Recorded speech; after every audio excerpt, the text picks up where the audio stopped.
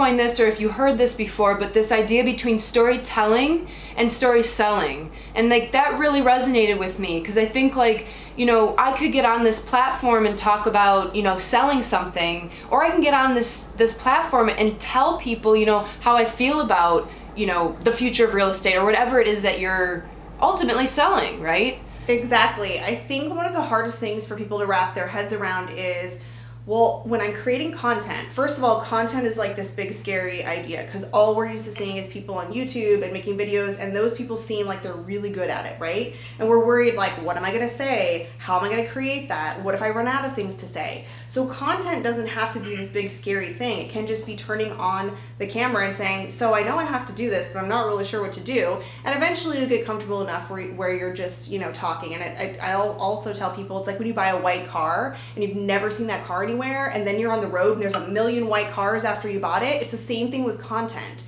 Once you get into the mindset of, oh, this would be something great for me to talk about, let me jot it down, let me put it in my notes in my phone. So that part you shouldn't be afraid of. But, you know, the part about the storytelling, that's such a, you know, obtuse word that so many people throw around. It's jargon, right? Storytelling, great, authenticity, okay. But really, when you're just kind of like being yourself, which is hard to get to. So I'm not saying you could jump on any of these platforms and all of a sudden you're yourself and you're feeling like you have to work into it. And the only way to do it is to keep doing it. And then like me one day, I just got tired and I was like, well, I'm not putting my eyebrows on. This is me because nobody has time for that. So let me just be me. And that's when the magic really happens.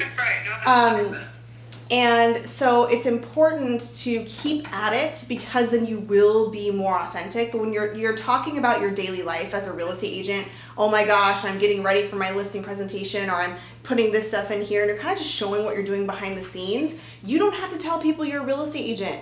They're going to get that you're showing houses. And who shows houses? A real estate agent, right? So when you're telling that story, there's no sales objections to overcome. There's no even asking for referrals. They're watching what you're doing. They're seeing that you're passionate about what you're doing. Even if you're going to a class, like how boring, right? I'm going to go do a CE credit hour.